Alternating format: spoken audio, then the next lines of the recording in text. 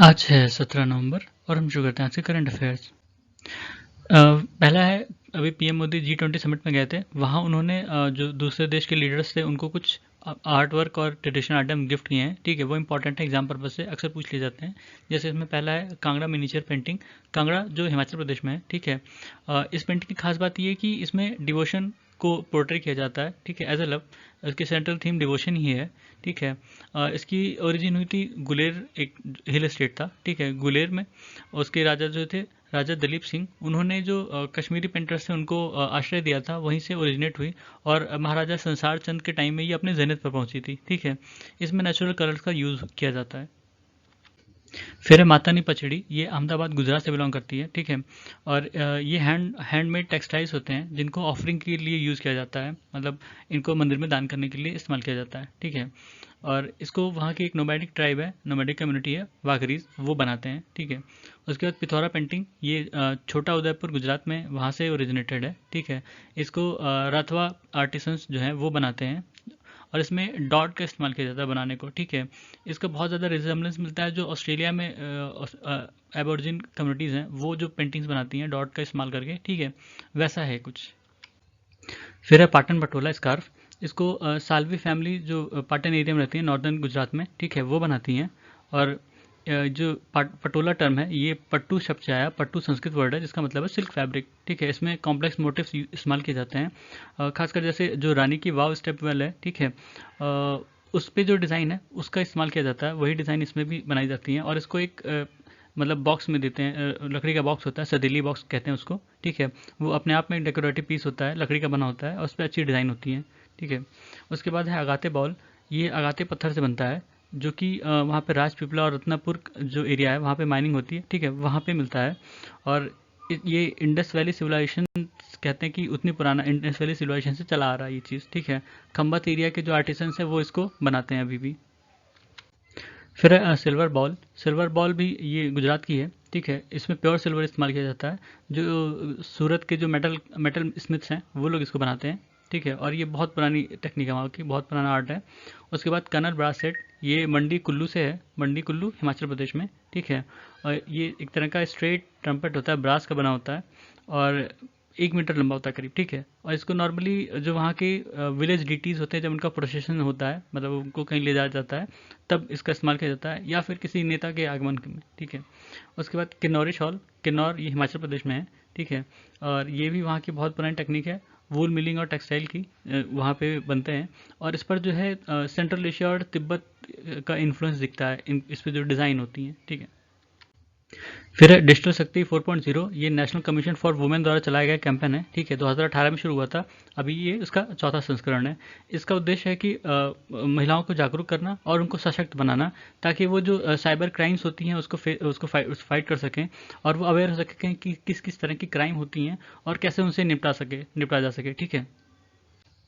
फिर है target Olympic podium scheme, जिसको टॉप स्कीम भी कहते हैं। ये ministry of youth affairs and sports द्वारा चलाए गए प्रोग्राम था, जिसका उद्देश्य है कि जो एथलीट्स हैं उनको असिस्टेंट प्रोवाइड किया जा सके, ताकि वो ओलंपिक में अच्छा परफॉर्म कर पाएँ, ठीक है। ये स्कीम 2014 में शुरू हुई थी और 2018 में इसको रिवैम्प किया गया था।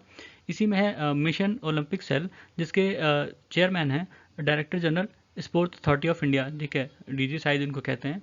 और उसी में है tops elite athlete identification committee, जिसका उद्देश्य है कि उन एथलीट्स को आइडेंटिफाई करेंगे जो अच्छा परफॉर्म कर रहे हैं, ठीक है। अगर उन्हें कोई स्पेशल ट्रेनिंग चाहिए तो भी वो प्रोवाइड करते हैं, सारा खर्चा डिपार्टमेंट ऑफ स्पोर्ट्स उठाएगी, ठीक है।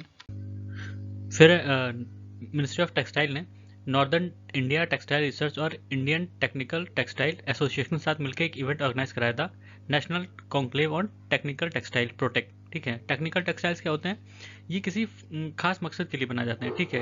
इनका कोई फंक्शन होता है, किसी एक सेक्टर में यूज इस्तेमाल किए जा सकते हैं, ठीक है। हमारे यहाँ 12 तरह की कैटेगरीज हैं इसकी, ठीक है। एग्रोटेक, ओइकोटेक, बिल्डटेक, मेडिटेक, जियोटेक, क्लोटेक, ठीक है। मतलब ऐसे कई सारे जो अलग अलग फील्ड हैं उनके लिए स्पेशल अपैरल होते हैं। ये एस्थेटिक के लिए नहीं बनते हैं, मतलब उनका एक फंक्शन होता है कि वो उस सेक्टर में इस्तेमाल किए जाते हैं किसी पर्पज़ के लिए, ठीक है। हमारा जो एनुअल ग्रोथ था टेक्निकल टेक्सटाइल में, वो 12% का रहा है। मतलब जो ग्लोबल ग्रोथ है वो सिर्फ 4% की है, मतलब उससे 3 गुना ज़्यादा ग्रोथ था हमारा, ठीक है। और उद्देश्य है कि 2000 2024 तक इसको 40 से 50 बिलियन तक पहुंचाया जा सके, जो डोमेस्टिक मार्केट है टेक्निकल टेक्सटाइल का। इसके लिए कम से कम 15 से 20% की पर एनम ग्रोथ चाहिए होगी। फिर telecom regulatory authority of India ने अभी एक कॉन्फ्रेंस ऑर्गेनाइज कराया था, रेटिंग ऑफ बिल्डिंग और एरियाज फॉर डिजिटल कनेक्टिविटी। ठीक है, telecom regulatory authority of India की बात करें तो ये 1997 में एक्ट आया था, ट्राई एक्ट जिसको कहते हैं, telecom regulatory authority of India act. ठीक है, उसके बाद बना था। इसका उद्देश्य है कि जो टेलीकम्युनिकेशन सेक्टर है उसको रेगुलेट करना। ठीक है, और 2000 में ये एक्ट जो है अमेंड हुआ था, और इसमें telecom dispute settlement and appellate tribunal बनाया गया था। ठीक है, telecom dispute settlement and appellate tribunal की बात करें तो ये जो डिस्प्यूट होते हैं लाइसेंसर और लाइसेंसी के बीच में, या किन्हीं दो से अधिक सर्विस प्रोवाइडर्स के बीच में जो डिस्प्यूट होते हैं, ठीक है, या कंज्यूमर या सर्विस प्रोवाइडर के बीच में जो डिस्प्यूट होते हैं, ऐसे जो डिस्प्यूट होते हैं टेलीकॉम से रिलेटेड, उनको ये एडजुडिकेट करती है। इसमें एक चेयरपर्सन होता है और 2 मेंबर होते हैं। चेयरपर्सन सुप्रीम कोर्ट के जज या किसी हाई कोर्ट के चीफ जस्टिस हो सकते हैं। ठीक है, और जो मेंबर होते हैं उनको गवर्नमेंट अपॉइंट करती है। वो सेक्रेटरी लेवल के, मतलब जो secretary to government of India, ठीक है, उस रैंक के ऑफिसर होते हैं, या कोई बहुत मतलब इस कम्युनिकेशन फील्ड में कोई बहुत प्रोमिनेंट पर्सन हो। फिर है इदुहत्ती रॉक आर्ट साइट, ये इदुहत्ती नीलगिरी डिस्ट्रिक्ट तमिलनाडु में। ठीक है, और यहाँ पे कुछ ऐसे ज्योमेट्रिक सिंबल्स या साइंस मिले हैं जो यूरोप के आइस एज में जब वहाँ लोग रहते थे उन्होंने जो ड्रॉ किया था उससे काफ़ी रिजेंबल करते हैं। ठीक है, मतलब ऐसा लगता है कि वही हैं। इसमें सर्किल है, कॉर्डिफॉर्म है, डॉट, फिंगर, फ्लूटिंग और क्वाड्रेंगल। ठीक है, ये काफ़ी रिजेंबल करते हैं उनसे। तो ऐसा माना जाता है कि हो सकता है जब वहाँ के ह्यूमन बींग इधर आए हों, ठीक है, मॉडर्न ह्यूमन बींग कहते हैं, वो जब यूरोप से इधर की तरफ आए हों, नीलगिरीज तक आए हों, तो उन्होंने ड्रॉ किया हो।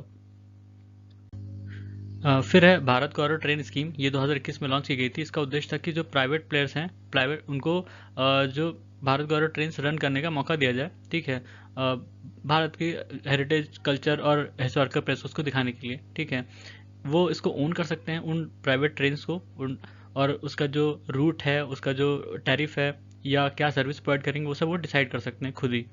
ठीक है, और इस कम से कम अवधि 2 साल है, और ज़्यादा से ज़्यादा जब तक वो कोच जो उनको ऑफर की जाएगी वो जब तक चले तब तक वो स्कीम का लाभ उठा सकते हैं, मतलब उसको चला सकते हैं।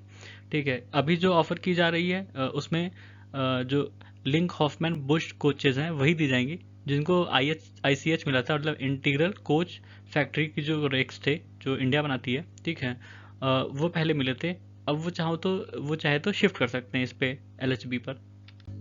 फिर है साइट्स मतलब convention on international trade in endangered species of wild fauna and flora. ठीक है, ये लीगली बाइंडिंग है, और इसका उद्देश्य है कि जो कुछ स्पीशीज हैं, इंडेंजर्ड स्पीशीज हैं, उनका जो इंटरनेशनल ट्रेड होता है उसको रेगुलेट करना या उस पर प्रोहिबिशन लगाना। ठीक है, इसमें 3 अपेंडिसेस में है। 3 अपेंडिसेस में सारे एनिमल्स और प्लांट्स को डिवाइड किया गया है। वो डिसाइड करता है कि उनको कैसे रेगुलेट करना है। जो अपेंडिक्स 1 है उसमें जो स्पीशीज़ हैं वो करीब करीब एक्सटेंशन के कगार पर हैं। ठीक है, उनको रखा गया है। अपेंडिक्स 2 में उन एनिमल्स को रखा गया है जो अभी थ्रेटेंड तो नहीं है, ठीक है, लेकिन उनको, मतलब अगर नहीं चेक किया गया, उनके रेगुलेट नहीं किया गया उनके ट्रेड को, तो हो सकता है उनका एक्सटेंशन ऐसा या वल्नरेबल हो जाए। ठीक है, वो भी एक्सटेंशन के कगार पर पहुंच जाए। और तीसरा जो अपेंडिक्स है उसमें उन एनिमल्स को रखा गया है, उन स्पीशीज़ को रखा गया है जिनको कोई कंट्री अलग से कहे कि इनको रेगुलेट करने की आवश्यकता है। ठीक है, फिर अभी साइट्स की 19th कॉन्फ्रेंस ऑफ पार्टीज हो रही है पनामा में। ठीक है, इसमें कुछ कंट्रीज ने रिक्वेस्ट की है कि कुछ ऐसे एनिमल्स हैं जो अभी अपेंडिक्स 2 में हैं, उनको अपेंडिक्स 1 में डाल देना चाहिए। ठीक है, जैसे इंडिया ने रिक्वेस्ट किया है जो रेड क्राउन रूफ टर्टल, जिसको बाताकुर कछुआ कहते हैं, ये फ्रेश वाटर रेप्टाइल है, इंडिया और बांग्लादेश में पाया जाता है, प्लांट वाटर प्लांट्स को खाता है। ठीक है, ये क्रिटिकली इंडेंजर्ड है IUCN की कैटेगरी में, और अभी अपेंडिक्स 2 में है। इंडिया ने रिक्वेस्ट किया है कि इसको अपेंडिक्स 1 में डाला जाए। फिर है अफ्रीकन एलिफेंट्स, जो कि 37 सब सहारन कंट्रीज़ में पाए जाते हैं, सब सहारन अफ्रीकन कंट्रीज़ में, और ये अपने आइवरी ट्रेड के लिए काफ़ी डिमांड में रहते हैं। आइवरी ट्रेड मतलब जो इनका हाथी दांत होता है। ठीक है, अफ्रीकन एलिफेंट्स जो है वो IUCN की रेड लिस्ट में वल्नरेबल कैटेगरी में है। साइट्स में अपेंडिक्स 2 में है, जिस पर रिक्वेस्ट की गई कि इसको अपेंडिक्स 1 में डाला जाए। एशियन एलिफेंट IUCN की रेड लिस्ट में एंडेंजर्ड कैटेगरी में है, और साइट्स के अपेंडिक्स 1 में है। ठीक है, इधर टाइप ऑफ एलिफेंट दिया गया है। ठीक है, अफ्रीकन में 2 कैटेगरी हैं, अफ्रीकन बुश एलिफेंट और अफ्रीकन फॉरेस्ट एलिफेंट। एशियन में 4 हैं, Indian elephant, Borneo pygmy elephant, Sri Lankan elephant, Sumatran elephant. फिर the carbon border adjustment mechanism, इसको यूरोपियन यूनियन ने प्रपोज किया है। ये एक इनिशिएटिव है जो कार्बन इंटेंसिव इंपोर्ट्स होते हैं उसमें जो कार्बन लीकेज होता है उसको प्रिवेंट करने के लिए इन्होंने ये मैकेनिज्म का शुरुआत किया है। अभी ये लागू नहीं है, 2026 से लागू होगा। ठीक है, इनका उद्देश्य है कि जो भी प्रोडक्ट किसी दूसरे कंट्री से इंपोर्ट किया जाए यूरोपियन कंट्रीज़ में, यूरोपियन यूनियन की कंट्रीज़ में, ठीक है, उस पर एक अलग खास तरह का कार्बन टैक्स लगाया जाए, ताकि जो उस प्रोडक्ट को बनाने में जो कार्बन का इस्तेमाल हुआ है या कार्बन का उत्सर्जन हुआ है उसको मिनिमाइज कर सकें या बैलेंस कर सकें। ठीक है, कुछ प्रोडक्ट जैसे कि cement, fertiliser, iron and steel, electricity, aluminium, ये सारे जो प्रोडक्ट हैं इनका इंपोर्ट होगा वहाँ पर, तब उस पर एक एडिशनल टैरिफ लगेगा। ठीक है, फिर कार्बन बॉर्डर एडजस्टमेंट मैकेनिज्म का अपोज भी हो रहा है, खासकर जो डेवलपिंग कंट्रीज़ हैं उनके द्वारा, जैसे इंडिया है और या बेसिक कंट्रीज़ हैं, बेसिक मतलब Brazil, south Africa, India, China.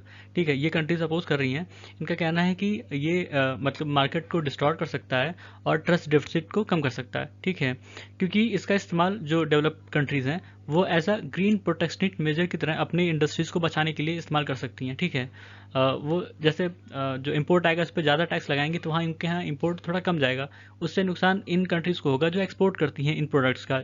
हमारे यहाँ खासकर डेवलपिंग कंट्रीज़ में जो भी प्रोडक्शन अभी होता है वो ज़्यादातर फॉसिल फ्यूल पर ही डिपेंडेंट है। ठीक है, उसको रिन्यूएबल एनर्जी नहीं इस्तेमाल किया जाता इतना, क्योंकि वो अभी फिजिबल नहीं है। तो इनको नुकसान होगा, जो डेवलपिंग कंट्रीज़ हैं इनको नुकसान होगा कि ये वहाँ पर फिर एक्सपोर्ट नहीं कर पाएंगे इन डेवलप कंट्रीज़ में। ठीक है, और अभी जो हमारे यहाँ का मतलब 17% इंडिया का एक्सपोर्ट है वो यूरोपियन यूनियन को जाता है। ठीक है, तो अब ये 17% का हमें नुकसान भी तो होगा अगर हम वहाँ पर एक्सपोर्ट नहीं कर पाएंगे। उसके बाद है मॉस्को फॉर्मेट। इंडिया ने अभी एक मीटिंग ज्वाइन की है, Moscow format consultation on Afghanistan. इसका उद्देश्य है कि जो अफगानिस्तान में सिचुएशन है उसको कैसे हैंडल किया जाए। ठीक है, इसमें कई सारे देश हैं, Russia, China, Pakistan, Iran, Kazakhstan, Tajikistan, Kyrgyzstan, Uzbekistan, Turkmenistan और इंडिया ने भी ज्वाइन किया। 2017 में शुरू हुआ था, मतलब जब तालिबान ने इस पर टेक ओवर नहीं किया था उससे पहले ही शुरू हुआ था। ठीक है, इसका उद्देश्य ये था कि कैसे जो अफगानिस्तान है उस वहाँ पर पीस को इस्टेब्लिश किया जा सके।